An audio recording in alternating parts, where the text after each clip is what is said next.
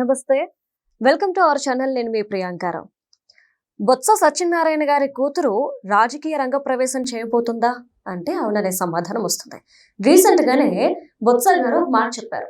నా రాజకీయ వారసురాలు నా కూతురు, ఆమెను నేను రాజకీయ రంగ ప్రవేశం చేపిస్తాను అని చెప్పేసి చాలా స్ట్రాంగ్ గా చెప్పారు. కానీ అంతే స్ట్రాంగ్ గా వైఎస్ఆర్సీపీ పార్టీ నుండి అని మాత్రం చెప్పలేకపోయారు. మరి ఇప్పుడు అనేకమైన అనుమానాలు వ్యక్తమవుతున్నాయి. ఇప్పుడు ఆవిడ జనసేనలోకి వస్తుందని, లేదు కూటమిలోకి వస్తుందని, అందుకు అన్ని పార్టీలు సిద్ధంగా ఉన్నాయని చెప్పేసి వార్తలు వస్తున్నాయి.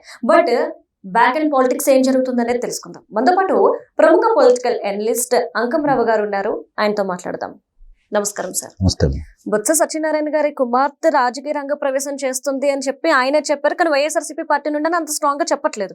అంటే స్ట్రాంగ్ గా చెప్పట్లేదు కాబట్టి నెక్స్ట్ టార్గెట్ కూటమిలోంచే వస్తుంది అని చెప్పేసి అంటారు. అది కూడా జడ్పీ చైర్పర్సన్ గా. దీని మీద మీ ఒపీనియన్ ఏంటి? బొత్స సత్యనారాయణ కుమార్తె డాక్టర్ అనూష, ఆమె రాజకీయ రంగ ప్రవేశం గురించి భారతదేశంలో ఎవరైనా రాజకీయ రంగ ప్రవేశం చేయొచ్చు. సామాన్యులైతే వాళ్ళ అదృష్టం ప్రతిభ ద్వారా ప్రజల మెప్పు పొందితే రాజకీయ నాయకులుగా కొనసాగుతూ ఉంటారు. వారసులు వచ్చేసరికి వారసత్వంతో వచ్చిన వాళ్ళు ఆ రోజు ఆ పార్టీకి ఉన్నటువంటి ఎవరైతే ఎవరి వారసత్వంలో వస్తారో ఆ వ్యక్తికి ఉన్నటువంటి పేరు ప్రఖ్యాతులను బట్టి వాళ్ళు రాజకీయంలో నిలదొక్కుంటారా లేదా ప్రారంభం. ఆ తర్వాత వాళ్ళ ప్రతిభ కూడా దాంట్లో కావాలి. ఎందుకంటే చాలామంది వారసులను చూసాం, వాళ్ళు ప్రతిభ నిరూపించుకోలేకపోయారు. సహజంగానే భారతదేశ రాజకీయ చరిత్ర కనుక క్షుణ్ణంగా పరిశీలిస్తే ప్రతిభ ఉన్న వాళ్ళకంటే కూడా వారసత్వం ఉన్న వాళ్ళది ఈ మధ్య ఆధిపత్యం సాగుతూ ఉంది.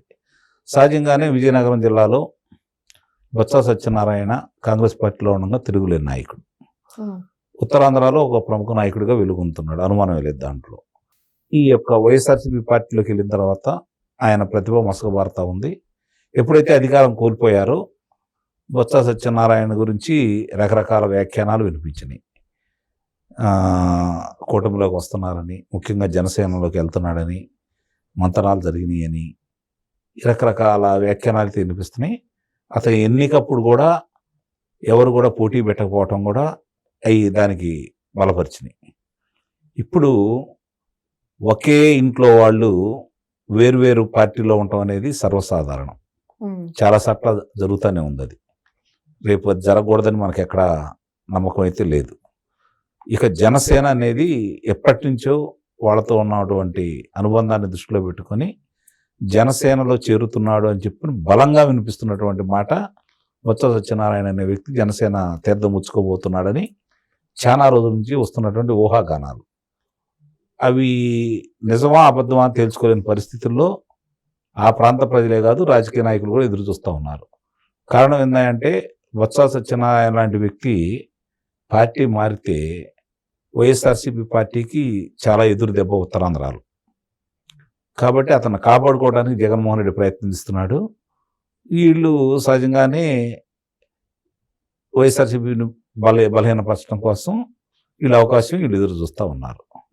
ఇప్పుడు ఆయమ్మాయి గురించి ఎందుకు మాట్లాడుకోవాల్సి వస్తుంది అంటే, రేపు జరగబోయే జిల్లా పరిషత్ ఎన్నికల్లో ఆ అమ్మాయి రంగప్రవేశం జరగబోతుంది అనేది నాకున్నటువంటి సమాచారం. ఇవాళన్న పరిస్థితుల్లో ప్రత్యక్ష ఎన్నికైతే జరగదు జిల్లా పరిషత్కి. గమనించుకోండి, మామూలుగా మున్సిపాలిటీలు లేదా నగర పంచాయతీలు, నగర కార్పొరేషన్లు, వీటికి ప్రత్యక్ష ఎన్నికలు జరుగుతున్నాయి. మేయర్లకి, ఈ జిల్లా పరిషత్తుకు కానీ మండలాధ్యక్షులకు కానీ వీటికి పరోక్ష ఎన్నికలు జరుగుతాయి. కారణం ఏంటంటే అది రాష్ట్ర పరిధి చేతులది, మున్సిపాలిటీకి సంబంధించి, నగర పంచాయతీకి సంబంధించి. జిల్లా పరిషత్తు వీటికి వచ్చేతలికి కేంద్రం సవరణ చేయాలి ఓ చట్టం. ఎందుకంటే ఆ రోజు 1991లో పివి నరసింహారావు గారు తీసుకుని వచ్చారు. అంతకుముందు ప్రత్యక్ష ఎన్నికలు ఉండి వాటిని ఆపుతూ పరోక్ష ఎన్నికలు తెరదీశారు ఆయన. మళ్ళీ దాన్ని మార్చాలి అంటే కేంద్రంలో చట్టం చేయాలి. అది ఇప్పుడు జరిగేది కాదు. ఈ ఎన్నికలకు అవకాశం లేదు నాకు తెలిసినంత వరకు. మున్సిపాలిటీలు కావచ్చు, మేయర్ ఎన్నికలు కావచ్చు, అంటే మున్సిపల్ చైర్మన్ కావచ్చు, మేయర్గా ఎన్నికలు కావచ్చు, ప్రత్యక్ష పద్ధతిలో జరగబోతున్నాయి. అంతవరకు జరగబోతున్నాయి. కాబట్టి రేపు పొద్దున ఆమె ఏదో ఒక మండలంలో ఆధిక్యంతో గెలవాలి, ఆ జిల్లాలో మిగిలిన వాళ్ళకి మద్దతు రావాలి, ఎక్కువ మంది వాళ్ళు ఎన్నిక కావాలి, అక్కడ ఉన్నటువంటి శాసనసభ్యులు కూడా మెంబర్లుగా ఉంటారు. ఏం జరుగుతుందనేది చూసుకుంటా ఉంటే వాళ్ళకి ఇప్పుడు ఉన్న దాంట్లో 3/2 ఆధిక్యత వస్తే తప్ప, ఎందుకంటే శాసనసభ్యులందరూ వీళ్ళే ఉన్నారు కాబట్టి, విజయనగరం జిల్లాలో ఒక్కరు కూడా గెలవలేదు కదా వాళ్ళు. అవును. శాసనసభ్యులు గెలవలేదు, లోక్సభ సభ్యులు గెలవలేదు. కాబట్టి ప్రత్యక్ష ఎన్నిక కాదు నాకు తెలిసినంత వరకు. ఈ ఊహాగానాలకే పరిమితం అవుతారా, లేదా నిజంగా జిల్లా పరిషత్ మెంబర్గా ఆమె పోటీ చేసి జిల్లా పరిషత్ చైర్మన్ పోటీలో ఉంటుందా అనేది చూడాలి. ఇప్పుడున్న పరిస్థితుల్లో అయితే వాళ్ళకి చాలా కష్టం జిల్లా పరిషత్తును వాళ్ళు స్వాధీనం చేసుకోవటం. ప్రస్తుతానికైతే కూటమికి ఎక్కువ అవకాశం ఉందని అయితే నా యొక్క భావన. కానీ ఆ అమ్మాయి గనక కూటమి నుండి రంగప్రవేశం చేస్తాను అంటే అందుకు సిద్ధంగా ఉన్నారా మొత్తం అందరూ కూడా కూటమిలో? ఇప్పుడు కూటమి సిద్ధంగా ఉన్నారా లేరా అనేది కూటమి చేతుల్లో ఉంది, కూటమి నాయకుల చేతుల్లో ఉంది. అది నిజమే. ఎందుకంటే చేరికలు, బయటికి వెళ్ళే వాళ్ళు, ఇవన్నీ మనం చూసుకుంటా ఉంటే రాజకీయాల మీద యావగింపు కలుగుతూ ఉంది. కొంతమంది వ్యక్తుల్ని పార్టీలో చేర్చుకుంటున్న విధానం కావచ్చు, రాంగల్లోనే వాళ్ళకి పదవులు ఇచ్చే విధానం కావచ్చు, ఇవన్నీ చూసుకున్న తర్వాత ఏ పార్టీ కూడా ఇక్కడ కడిగిన ముత్యంలా లేదు అనేది స్పష్టంగా అర్థమైపోతూ ఉంది. ఎందుకంటే రాజకీయాల్లో చేర్చుకున్నారు అంటే ఒక వ్యక్తిని అతను ప్రభావితం చూపాలి. ఏ విధంగా అతను ఏదైనా పోరాటం చేసో, స్వచ్ఛంద సంస్థలు నడుపో, రాజకీయ చైతన్యం కలిగే విధంగా అతని ప్రసంగాలు ఉత్తేజం కలిగించే విధంగా ఉండి, ఏ రాజకీయ పార్టీకి సంబంధం లేకుండా ప్రజల్లో మన్నన పొందిన వ్యక్తి రాజకీయాలు చేయటం వేరు, రాజకీయాల్లో రావటం వేరు. కానీ ఈరోజు రాజకీయ నాయకులు కావచ్చు, శాసనసభ్యులు కావచ్చు, లోక్సభ సభ్యులు కావచ్చు, మంత్రులు కావచ్చు, ఎలాంటి వాళ్ళు ఉంటున్నారో మనం చూస్తున్న తర్వాత రాజకీయాలు ఇది సాధ్యమా అసాధ్యమా అని చెప్పుకోవడానికి వీలైన పరిస్థితి. కారణం ఏంటంటే ఎవరు ఎప్పుడు ఏ పార్టీలో ఉంటారో అర్థం కాని పరిస్థితి. నిన్నటిదాకా తిట్టుకున్న వాళ్ళు ఈరోజు ఈ పార్టీలో రంగంలో వాళ్ళకి పెద్దపీట వేస్తున్నారు, అధికార ప్రతినిధులు చేస్తున్నారు, శాసనసభ్యులు చేస్తున్నారు, మంత్రులను కూడా చేస్తున్నారు. కాబట్టి ఆ పార్టీ ఈ పార్టీ అనేది లేదు, అన్నీ ఆ బురద గుంటలోనే కొట్టుమిట్టాడుతున్నాయి. స్వచ్ఛందంగా ఉండే విధంగా ఏ పార్టీ అయితే లేదనేది నేను నిస్సందేహంగా చెప్పగలను. అందులో మొహమాటమే లేదు.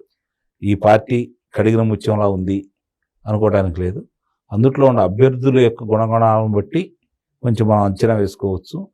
ఇప్పుడున్న రాష్ట్రంలో చూసుకుంటా ఉంటే వైఎస్ఆర్సీపీ పార్టీలో ఉన్న వ్యక్తులు కాస్త ఇబ్బందికరంగా ఉన్నారు. కాబట్టి ఆ పార్టీని ఒక రకంగా అంటరాని పార్టీగా అయితే భావిస్తూ ఉన్నారు.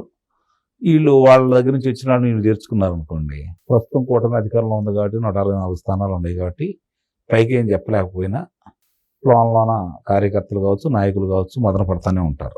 అంటే అమ్మాయి కూతుర్ని రంగప్రవేశం చేయడానికి కూటమి ఎంచుకున్నారు అంటే బొత్స గారు కూడా పార్టీ పెట్టడానికి సిద్ధంగా ఉన్నారనే కదా ఛాన్స్ వస్తాయి. నిస్సందేహంగా అనుమానం ఉంది. ఇప్పుడు ఒక చిత్రంలో ఒక మాట ఉంటుంది, శ్మశానం ముందు ముగ్గుండదు, రాజకీయ నాయకులు సిగ్గుండదు అని. ఇది కొంచెం బాధ అనిపించినా వాస్తవం అది. ఎందుకంటే సిద్ధాంతాల మీద నడిచే పార్టీలు కాదు ఇవాళ ఉంది, అవకాశాల కోసం నడిచే వాళ్ళే పార్టీలో ఉంటున్నారు. పార్టీలు కూడా అలాంటి నిర్ణయాలు తీసుకుంటున్నాయి, అలాంటి వ్యక్తుల్ని ప్రోత్సహిస్తున్నాయి. కాబట్టి ఎవరు ఏ పార్టీలో ఉంటారు, ఎందుకు చేర్చుకుంటున్నారని మాట్లాడుకుంటే మనం పిచ్చాళ్ళ కింద జమ కట్టాల్సి వస్తుంది. కాబట్టి విలువలనే ఎప్పుడో పోయినాయి రాజకీయంలో. విలువల గురించి ఆలోచించుకోకుండా ఎవరు తక్కువ నష్టం చేస్తారని ఆలోచించుకుంటే మంచిదనేది నా యొక్క అభిప్రాయం. Right, thank you so much sir.